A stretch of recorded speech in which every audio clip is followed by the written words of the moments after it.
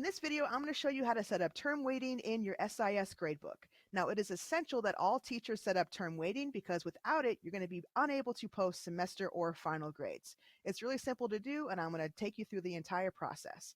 Now, right now, I'm going to show you how to do this in a year-long class, and then I'm going to switch over to a semester-long class and show you how to set it up there. Either way, the same first step applies. I'm going to hover up here where it says report card and then click term weighting. Right, the first thing we're going to set up is for the first semester. So I'm going to click this box next to first semester. First semester has some easy math to do. I'm just going to click first quarter and second quarter, and they will both be worth 50%. And that's it. That's all you need to do. No other boxes are able to be checked here in this section. After that, I'm going to scroll down here to final mark. Click on that box. And this is where it's going to depend on your CT or your department or how you have established the rules of your class. If you're going to give a fourth quarter final exam or just have the grade based on 4 quarters.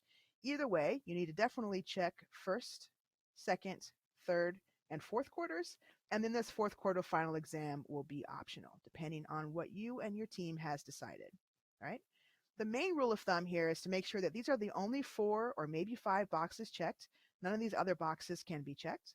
And you have to make sure that all of these weights equal 100. So if I am giving a fourth quarter final exam, for example, I could do 22 for each quarter.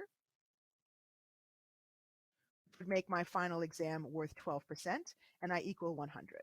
Okay, now how you decide to do that math is totally up to you and your team, as long as it all equals 100. Okay, you might have the final exam worth a little more, maybe a little less, whatever it is, but the rest must make sure that you equal 100. Now let's keep it simple and just have 4 quarters. That's just an easy 25 for all 4. Now, if you choose, you can also have these weights applied to your other classes if you want. And once that is done, you click update. And now we have this screen here verifies that we are all set up and good to go. I have my first and second quarter adding up to 100, and then I have my final mark adding up to 100 as well. So I'm going to get that first semester grade, and I'm going to get that final mark grade just fine. All right, I'm going to switch over now to a semester-long class. Right now here in a semester class, I don't have as many options because I'm only going to have 2 quarters.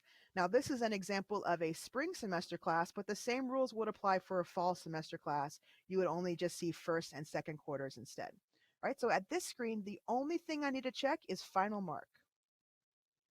Okay, so if I wanted to keep it simple, I could just have third quarter worth 50 and then fourth quarter also worth 50. If I wanted to add a fourth quarter final exam, that's 10%. Right? That would change each of these to 45.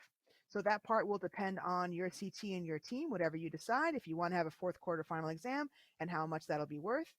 Totally up to you. But what really is important here is to know that only these 2 or perhaps 3 boxes are checked and that everything equals 100. Okay? Click update.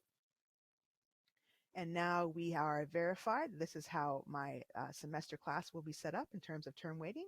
And now we're good to go. All right, so that's how you set up term weighting for both semester and year-long classes. If you would like some extra help on that, feel free to email me and set up a time, and I'm happy to help you out on your grading duties. All right, so I will see you next time for another SIS topic.